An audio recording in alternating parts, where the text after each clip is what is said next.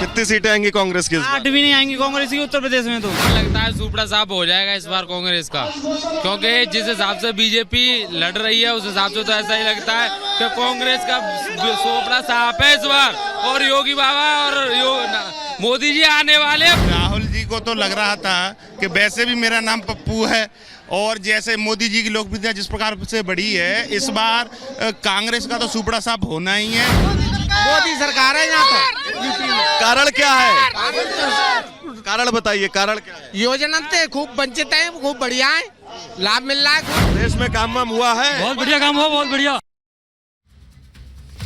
तो एक तरफ लोग मोदी मोदी का नाम लेते नहीं थक रहे हैं, वहीं उत्तर प्रदेश में कांग्रेस के सामने चुनौती तो है ही, लेकिन दिल्ली में भी पेच फंसता दिख रहा है कांग्रेस का, क्योंकि दिल्ली के कई बड़े नेता कांग्रेस पार्टी से यानी अपनी ही पार्टी से नाराज हैं। दिल्ली का भी चुनाव फंस गया, ऐसा हम इसलिए कह रहे हैं क्योंकि उत्तर प्रदेश के साथ साथ दिल्ली में भी कांग्रेस पार्टी के सामने कई चुनौतियां सामने आ रही हैं। कांग्रेस का सुपड़ा साफ होने की नौबत आ गई है, क्योंकि कई नेता, कांग्रेस के बड़े दिग्गज नेता नाराज दिख रहे हैं कांग्रेस से। कांग्रेस और आप के बीच फूट पड़ गई है एक तरफ, क्योंकि सीट बंटवारे को लेकर पहले भी एक दूसरे पर आरोप और कई बातें कही गई थी। एक बात तो ऐसी बात भी सामने आ गई थी कि 7 की 7 सीटों पर आप और कांग्रेस अपने अपने उम्मीदवार उतारेगी, लेकिन बाद में समझौता हो गया था। गठबंधन को खाता खोलने की उम्मीद थी और इसी उम्मीद के साथ में आई ये पार्टियां, लेकिन अब पार्टी के नेता ही नाराज हो गए हैं। अंदर खाने पार्टी में बगावत शुरू हो गई है, फिर चाहे वो आम आदमी पार्टी में हो या फिर कांग्रेस पार्टी में हो। दरअसल अरविंदर सिंह लवली ने टकराव उजागर कर दिया है, क्योंकि आज उन्होंने कांग्रेस के प्रदेश अध्यक्ष पद से इस्तीफा दे दिया।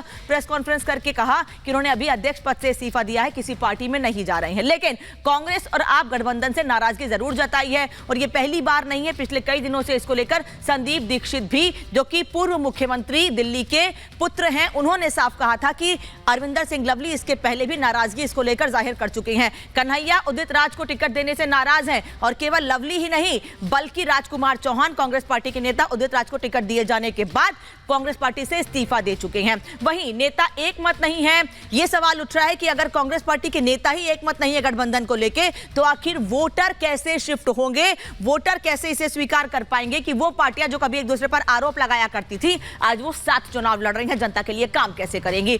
दिल्ली की 7 सीटें गठबंधन के लिए फंसी हुई हैं, और इसीलिए चुनौतियां हैं पार्टियों के सामने। केजरीवाल जेल में हैं और दिल्ली कांग्रेस में बड़ी बगावत सामने आ रही है। हमने नाम बताया लवली का, इसके अलावा राजकुमार चौहान, और लंबी फहरिस्त है। केवल दिल्ली में ही नहीं बल्कि कांग्रेस से कई नेता अलग हो रहे हैं अपने अलग अलग रीजंस देकर। बीजेपी तीसरी बार क्लीन स्वीप की तैयारी में है, यानी 2014-2019 में भारतीय जनता पार्टी ने 7 की 7 सीटें दिल्ली में जीती थी। इस बार कई सीटों पर उम्मीदवार बदले जरूर गए हैं, लेकिन उसके बाद भी पूरी तरह से भारतीय जनता पार्टी आश्वस्त है। लेकिन कांग्रेस और आम आदमी पार्टी का गठबंधन किस राह पर आगे बढ़ेगा, क्योंकि हम बार बार कह रहे हैं जब नेता ही नाराज है तो जनता कैसे साथ आएगी। इस रिपोर्ट को देखिए कि आखिर कांग्रेस की स्थिति है क्या, और भारतीय जनता पार्टी कैसे कांग्रेस की इस सिचुएशन पर सवाल खड़े कर रही है। फिर चर्चा को आगे बढ़ाएंगे, मेहमान साथ होंगे।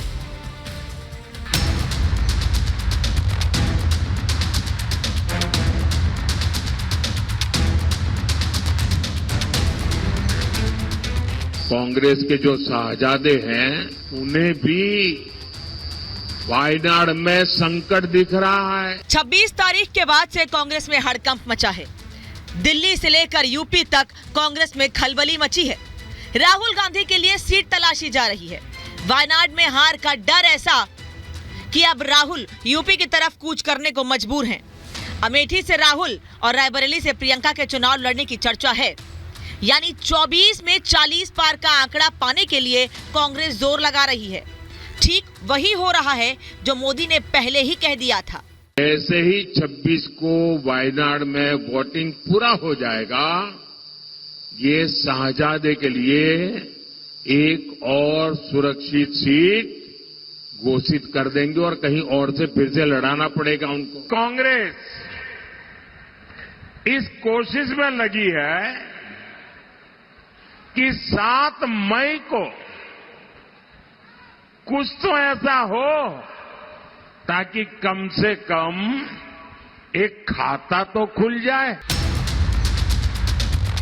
26 अप्रैल बीत चुका है और टीम राहुल ने तलाश भी शुरू कर दी है, क्योंकि राहुल पिछली बार अमेठी से हारकर वायनाड चले गए थे। लेकिन इस बार तो वहां भी लेफ्ट और बीजेपी ने ऐसा चक्रव्यूह बनाया है कि राहुल फंस गए हैं। और वो अगर अमेठी आते हैं तो यहाँ स्मृति मजबूती से मैदान में है। रामलला का आशीर्वाद लेकर स्मृति कल नामांकन कर देंगी। अगर राहुल दूसरी बार हारे तो उत्तर प्रदेश से कांग्रेस का सफाया हो जाएगा, क्योंकि पिछले चुनाव में सोनिया गांधी थी जो एक सीट निकाल कर ले गई थी। इस बार वो भी नहीं लड़ रही हैं।